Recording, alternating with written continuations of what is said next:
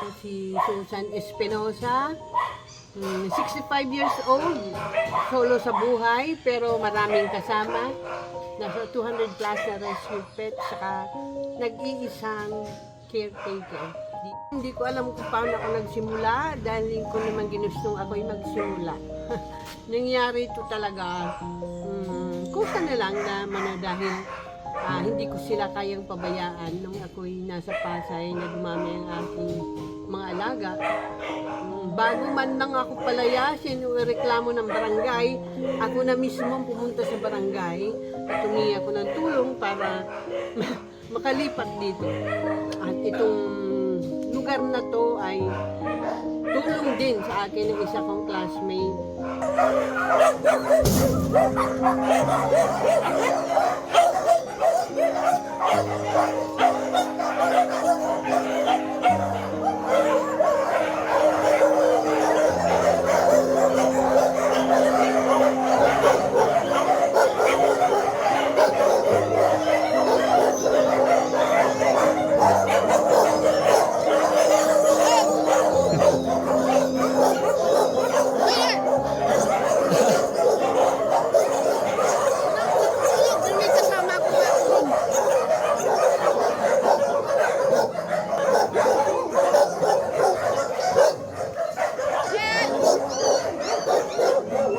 Ito yung rescue na buntis. Nanganak. Nanganak.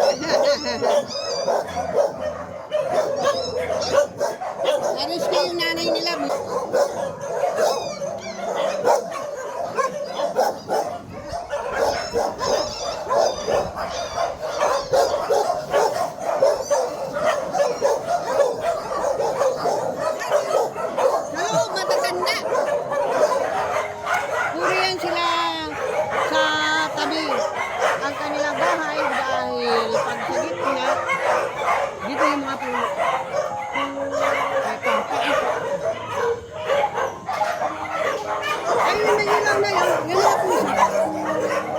Yung isang malaking catering ko, bakante ngayon kasi sira ang likod ng silmating eh.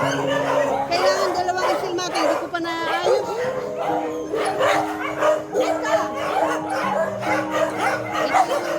Ano nila? Taguan nila.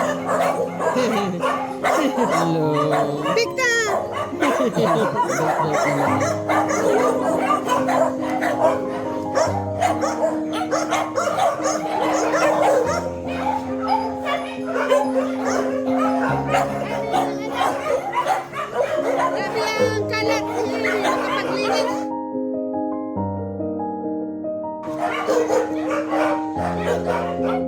Totoo lang, number one, main talaga needs niya talaga is pagkain.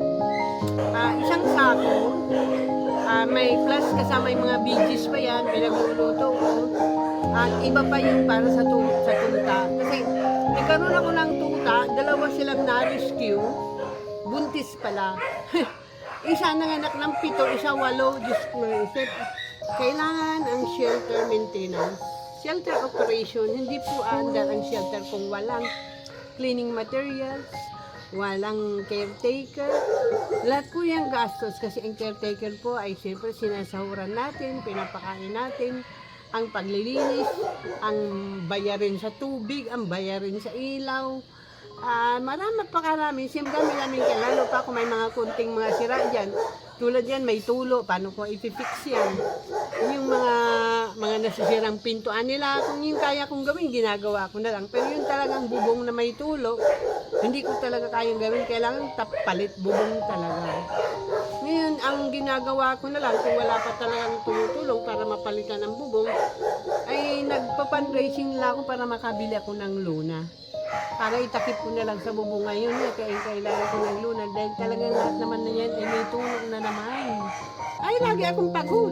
Pero pag pagod ako, nagpampahinga ako ng konti. Talagang dito wala kang karapatan magpahinga. At dito, pag tamad ka, hindi ka pwede. Pag magsishelter ka, dapat masipag ka at meron kang para-paraan, may diskarte ka. Kasi kung wala kang paraan, wala kang diskarte at tamad ka, hindi magaganda ang dating ng shelter. Mas magkakaproblema ka. Ayan, talagang kailangan ang full time. Hindi pwedeng may shelter ka, tapos sa iba ka nakatira, o sa malayo ka nakatira, dadalawin mo lang sila, hindi pwede. Kasi pag wala ang presensya mo sa shelter, kahit may caretaker ka pa, pag wala ka, ang daming problema na lalabas dyan, dalawa lang kayo. Kaya hindi ko sila iniiwanan. Dito ako nakatira. Yan ang advice ko, kung maraming alaga at may shelter, kailangan doon ka tumira. Pagdating sa mga rescue, normal lang talaga mahirap mag-rescue. Pero, kasi ang pag-rescue, hindi natatapos sa pag-rescue lang o nakuha mo na yung, ang gusto mong tulungan, i-save na aso o pusa. Ang pinakamahirap yung after ng rescue, kung saan ka kukuha ng iyong pampagamot, paano mo siya alagaan, at kung sino mag-a-adapt, dahil kung nagre-rescue ka, kuha ka ng kuha, tapos sa akin ibabagsak, sa akin lahat ipapasan ay dadami sila at lalong hindi ko sila kayang buhayin. Protocol kasi yan, isang shelter, isang rescue. Ang shelter kasi is temporary shelter or home. Kailangan may adoption. Ang problema sa akin, karamihan sa akin ay kung hindi disabled, senior, kaya hindi sila adaptable. Saka ang iba ay talaga naman, pag mag-adapt ay namimili din. Hindi, ayaw nila na may sakit. Ayaw nila ng ganun yun. Kaya ang shelter, nangyari, dito na rin sila nabuhay at namamatay. Wala man lang mag-adapt sa kanila. Makapagpa-adapt man ako, bihira mangyari. Kailangan may mag-adapt kasi ganito yun. Mas marami ka matutulungan kung mababawasan sila sa'yo. Ano yun? Pwede naman kasi i-adapt yung, sabihin natin, disabled. Pwede naman yun. Kung talagang matyaga ka, mag-alaga, kung gusto mo talaga makatulong sa hayop, hindi naman na kailangan piliin pa sila. Dahil hindi naman sila magtatagal eh. Hindi naman yung magtatagal sa'yo ng 20 years, di ba? Buhay nila. Ang problema talaga ay hindi naman nila na-address talaga ang totoong problema. Irresponsable na may-ari ng hayop kasi kung walang pabaya, walang gala. Hindi ako magkakaroon ng shelter, wala akong i-rescue. Walang pabaya. Tatanungin kita, hindi naman yan aso na umusbong lang sa puno ng kawayan. Ang stray dogs, may owner yan, pinabayaan. So, sino ang dapat sisisi? Hindi, ang owner. Yan ang very root ng problem. Ang owner, actually, yung mga pabaya, may mga sakit sa utak yan eh. Or kulang sa aral, kulang sa pagmamahal. At sa totoo lang, ang hindi nagmamahal sa hayop ay hindi talaga totoong nagmamahal din sa kapwa. Ganun yun. Kasi kung may pagmamahal ka sa hayop, siyempre, natural, may pagmamahal ka sa kapwa mo. Pero kung wala kang pagmamahal sa hayop, more on wala kang pagmamahal sa kapwa mo. Kulang ka sa pagmamahal sa puso mo. Kasi sabihin na natin, ignorante ka sa mga hayop. Pero andun yung pagmamahal mo. May magagawa ka eh. Kahit hindi mo alam nagagawa mo dahil andun yung pagmamahal sa puso mo. Ay kahit anong kaalaman mo, kung bali wala naman sa'yo, wala kang damdamin sa hayop, wala rin. First and foremost, kailangan may love ka sa animals. Tumanda na akong 65 years old na ako. Dito ako masaya. Content ako dito kahit wala akong kasama sa buhay. Masaya ako. Mas masaya ako kung sila ay walang sakit, kung sila ay maraming pagkain, at sila ay hindi sila naulanan, nainitan, magandang sitwasyon nila. Masaya na ako para sa kanila.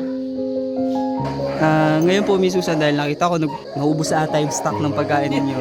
Bilang isang matandang nag-iisa na rin po sa buhay at walang pamilya, ang dami nyo pa pong bibig na pinapakain. Ang dami nyo pa pong buhay na sinasagip.